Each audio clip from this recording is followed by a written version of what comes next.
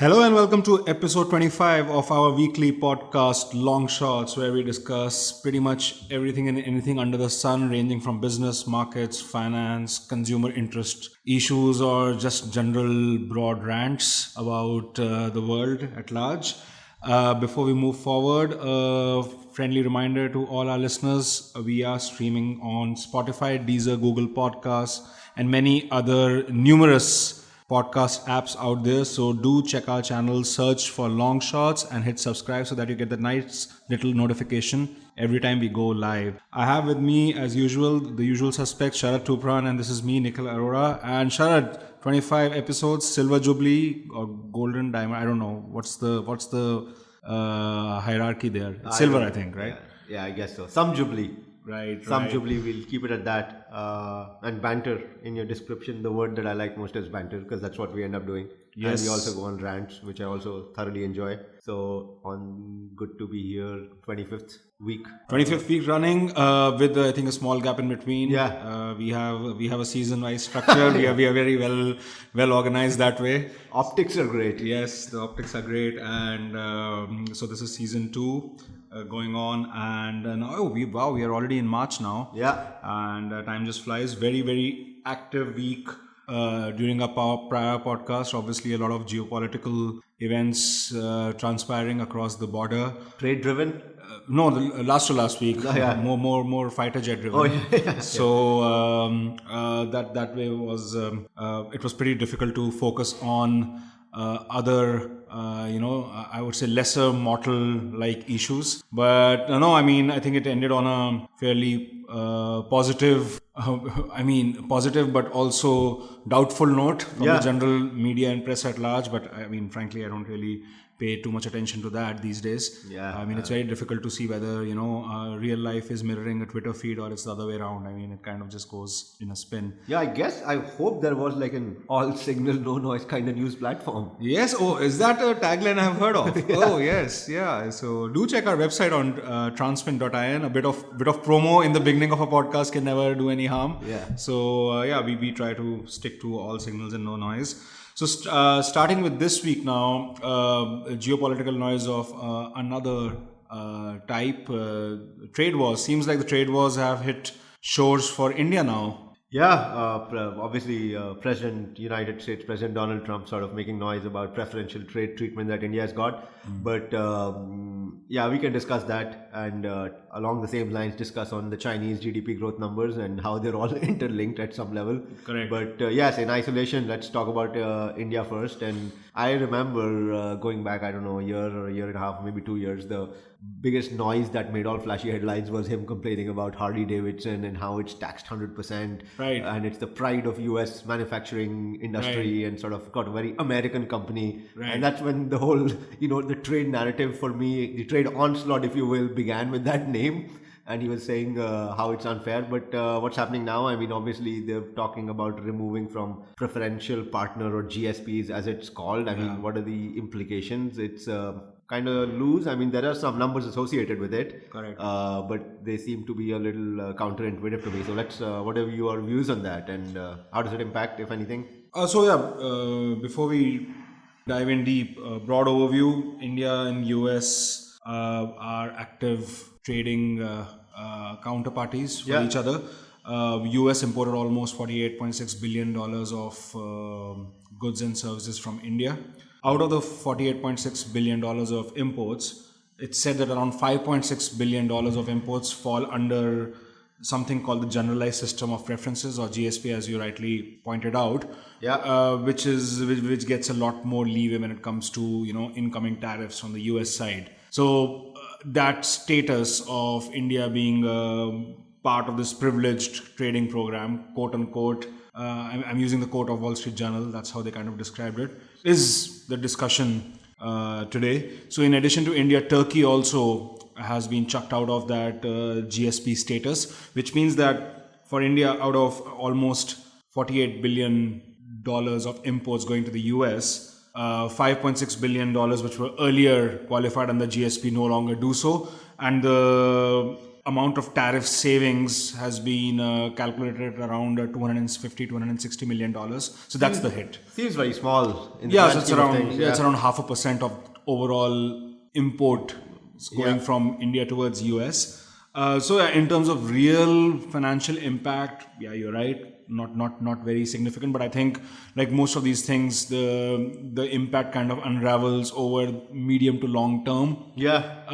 Because it pretty much affects the competitiveness of a particular industry or a particular sector. Yeah.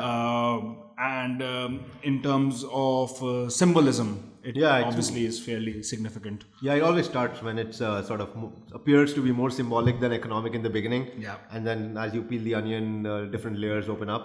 Yeah.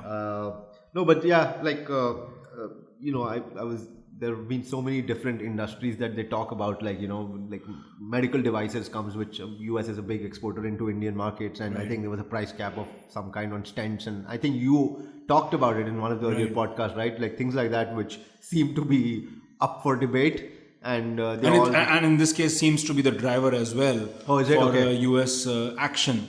I mean, frankly, I mean these the official line told by the US trade representatives have been that while the tariff structure on both sides does not have equivalency at the moment, and they say that in spite of repeated warnings or reminders to India across various fronts, they have not reciprocated, whereas India kind of obviously hits back, says that while a few of the demands have been met, a few of them are unreasonable, so they were still under discussion. I think just today only Meher Sharma, he wrote an interesting piece on Bloomberg where he was talking about how India's crackdown on cardiac stents is one of the key drivers. Yeah, it's at least one of the kind of topics under contention from the US perspective. So yeah, it does have an effect. He also alludes to other things like India is pushing for data localization. Then the FDI rules for e-commerce came in. Then also things like US dairy products Milk currently and dairy, are not allowed. So yeah, I mean he was kind of pointing towards all those things. So India has sort of enjoyed this, I think, preferential trade benefit for over 50 years. Oh, really? Okay, And, I didn't know that. Now, all of a sudden, so I mean, obviously, the impact now will be, at least the narrative out in an election year will be, which will be circulated, would be that it's very modest and it's more symbolic. Yeah. But I mean, interestingly, US, when they mention Turkey, they say that Turkey has been now exempt because Turkey is quote unquote now an economically developed nation. Yeah. So they no longer need that preferential treatment. In India's case, they were very explicit that it's because there is lack of reciprocity. So, I mean, it does not really. You scratch my back, I scratch yours, right? Yeah. No, but talking about this, I mean, we've seen sort of China and US play the long trade battle. Yeah. And it's obviously overweight. It's an overhang on their GDP numbers as well, which came in last week, was it? Yeah. So they're forecasting at 6 to 6.5%. That's correct. And not just that, it's I think the lowest forecast number or range. It's the first time I think they're giving a range. Earlier they used to give a fixed absolute number. Set number. This time China has given a range.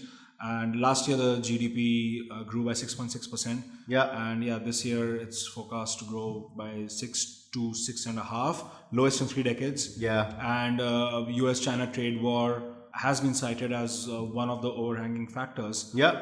I mean, the thing is that I hope India. I mean, what I find a bit unfortunate is that instead of focusing on things like cardiac stent pricing or US dairy products or FDI rules or data localization, which are long-term structural divides between the two countries, India is already talking about slapping retaliatory tariffs on US. I mean, this becomes then a war of attrition. I mean, China tried doing that, and China is now, I think, slowly towing the American line. Like, I think if suppose our 5.6 billion imports have been affected by this latest development from the US side, if we slap any sort of retaliatory tariffs on 10 billion of how do I say that, US imports to India, I mean, does it really matter for the Americans?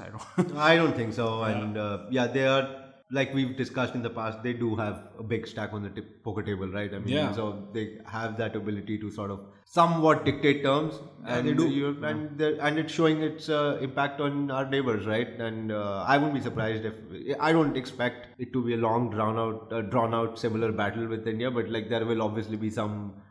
There will be some compromises made, and I can expect them to be more from the Indian side than the American side.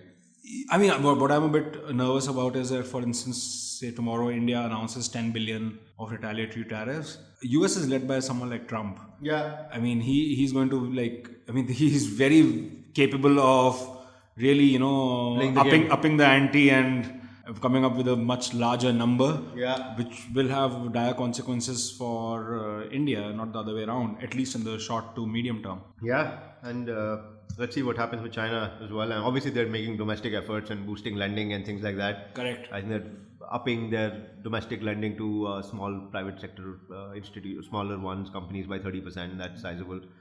And making some efforts to boost their internal economy. Correct. There are some tax benefits as well. I think massive tax benefits. I mean, the thing is that that shows, right? I mean, China was China was on a roll 5 years ago. Yeah. And the last 1.5 years have been, they kind of suffered the double whammy of having a broader economic slowdown due to, being phenomenally leveraged, coupled with US trade war. And I think fundamentally India is probably in a better position than China. So they should definitely not follow its example. And drive it up further, because it's quite incredible that in China, they I think focusing on almost like 2 trillion yuan of tax cuts. Yeah, I saw that. They want to kind of kick off the economy, and they are being quite candid about the fact that there's a slowdown, which for a communist country like China is not really necessary. It shows that things are not there's an really elephant rosy. in the room. Things are not very rosy. And since you were talking about e-commerce policies and FDI and I think it would be interesting to sort of step into our next topic of discussion, which you and I found quite fascinating, was at Paytm. Yeah. And their new news. their new loyalty program that they've just launched. I think was it last week. It's what's it called, Paytm First, I think. Right. Yeah. What have you read about it? What are your views? And I mean, I kind of read briefly. I think it's like it's kind of an aggregator of loyalty programs. That's exactly it. Yeah, that's exactly it. And it sort of loosely reminds one of how Tencent started back in the day in China. Right. So they're sort of trying to improve customer retention by making customers go via the app for as much things as they can. Right. And obviously offering monetary incentives. So it's like some sort of a privilege program on top of the Paytm app. Correct. That's exactly it. It's a loyalty program. Right. It's for 750 rupees per year. Okay. And via that, you get offer subscriptions to other subscription products like Zomato Gold, Ghana.com, and Sony Live, and etc. Right. So it's like aggregator of aggregator. Right. So Zomato Gold, how much do they? It's for $1,000 a month, a year. Something like that. Yeah. So there's some discounting already going on. There is, and they're giving like cashback on early bird subscribers. Their internal forecast apparently are that they're going to hit 3 million Paytm First subscribers in year one. Right. Let's see how that unfolds. Right. They already have over 300 million plus users anyway, subscribers to Paytm. Right. And they're processing 16 million transactions a day. Right. So they're obviously big guys, and they want to venture into this loyalty programs to basically improve stickiness. Right. And mitigate churn. Right. All buzzwords, but seem to be very applicable here. Right. And drive as much transactional volume as they can via their app. Right. I'm kind of wondering, was it Paytm First who actually are suffering from a customer engagement or churn problem that they wanted to offer a better proposition by looping in Zomato Golds and sorts, or was it like the Zomato Golds of the world who feel that they need another customer acquisition channel? I mean, I'm just wondering that the delta between $1,000 and $750, who's taking that delta? Yeah, there might be more caveats to it, but that's an interesting question. I don't know the answer to that question, and there must be some other caveats as well, because this seems like a very direct discounting, and obviously they're not making any money. 197.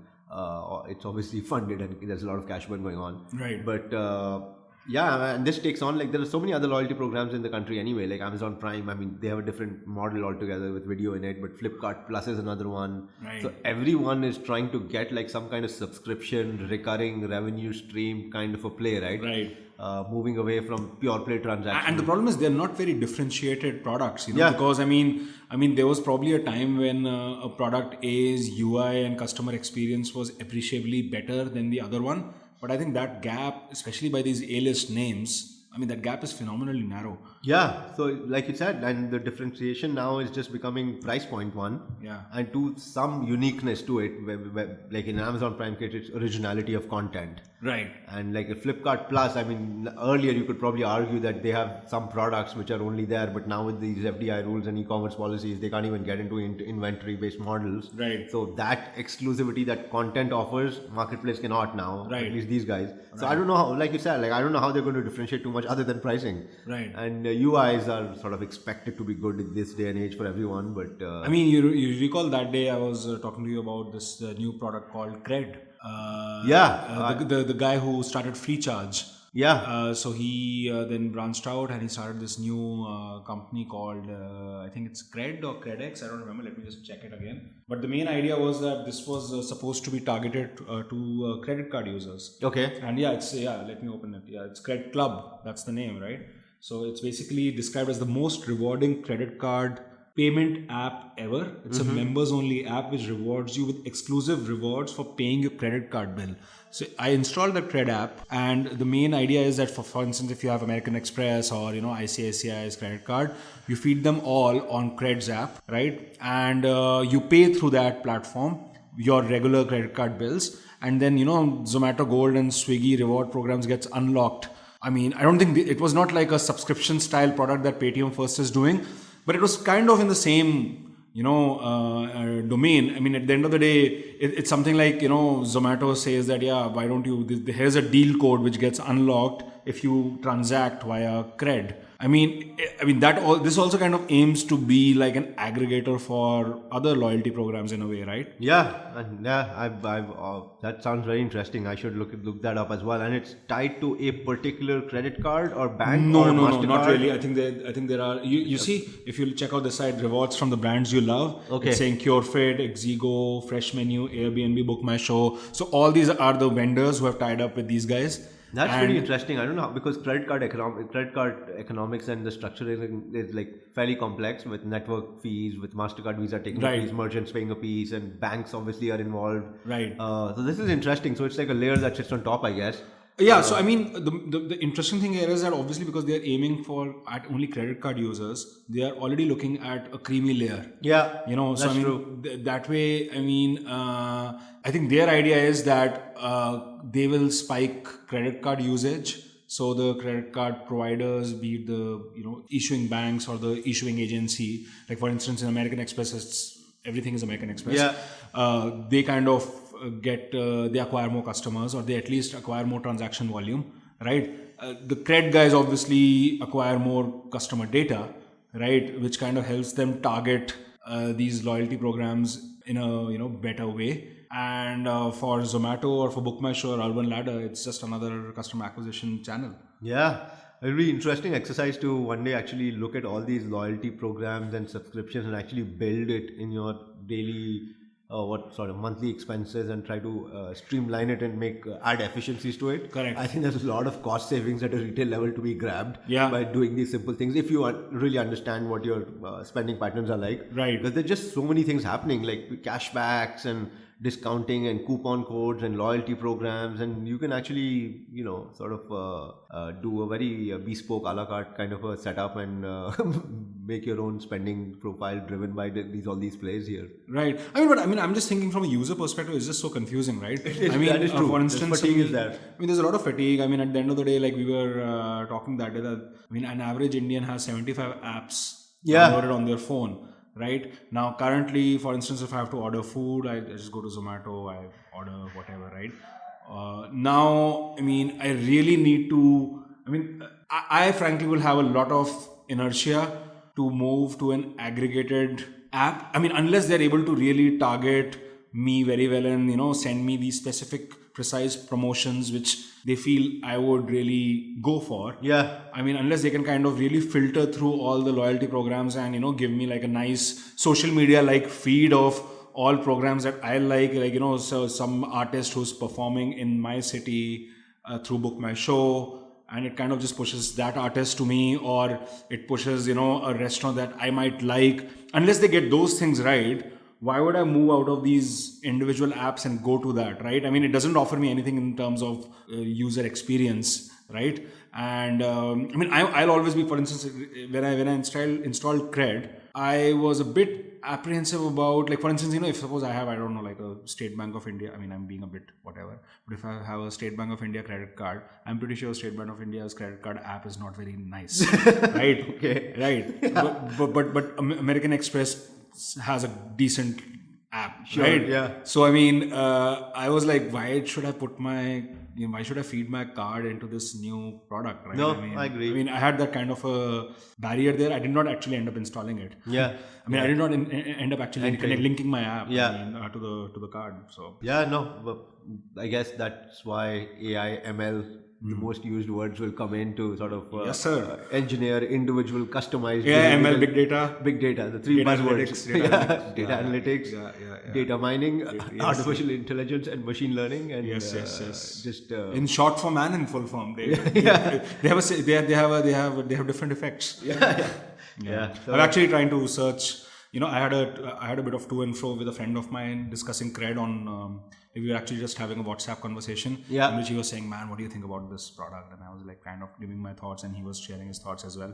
He also has like a financial services background, so it was very interesting conversations. I was trying to find that out on my WhatsApp chat, yeah. but it was very challenging to find it, so I kind of gave up. So WhatsApp you use for chat. WhatsApp you can use to make payments as well. Yes, sir. Maybe they should come up with the next loyalty program which links to your bank account. Which it's already linked to UPI. I mean, to be fair, WhatsApp I think is the most. Wasn't it when we were discussing the data which came on Bheem and UPI? Yeah.